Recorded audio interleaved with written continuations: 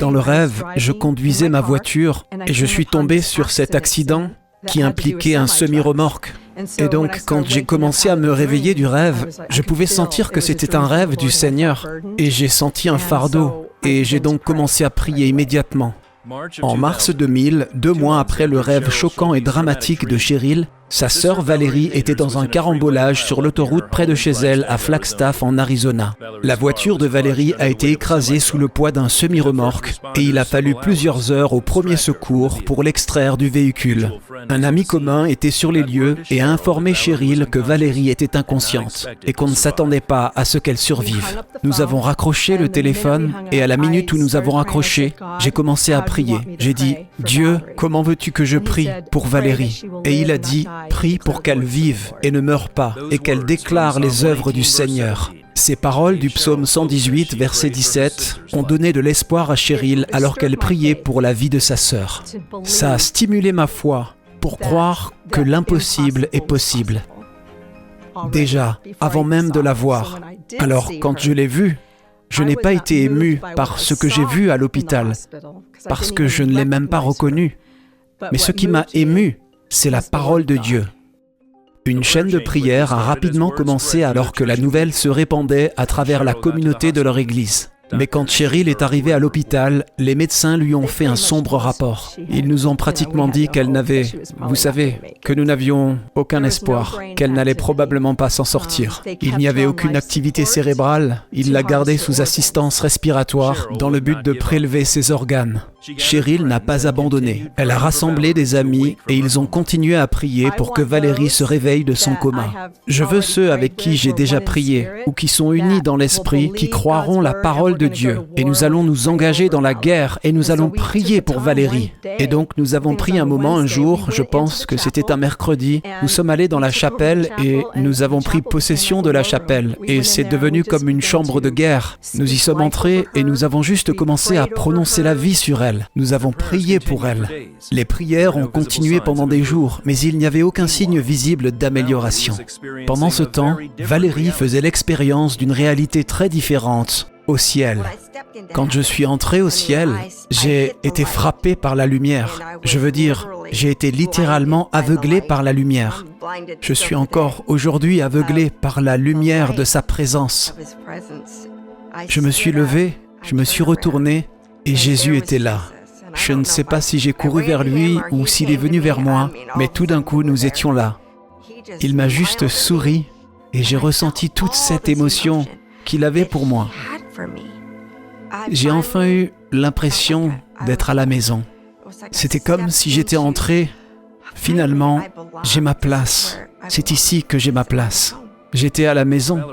Valérie avait été une chrétienne pendant la majeure partie de sa vie, mais dit qu'elle n'a jamais cru que Dieu l'aimait vraiment.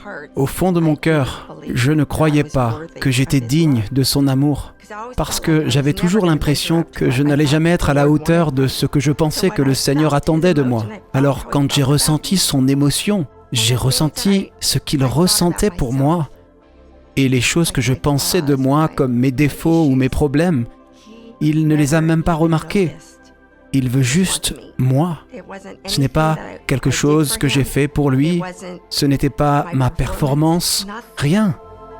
C'était juste moi. Je n'étais pas seulement aimé de lui, mais il était amoureux de moi. J'étais à lui, c'est tout. J'étais bouleversé. Et j'ai pensé...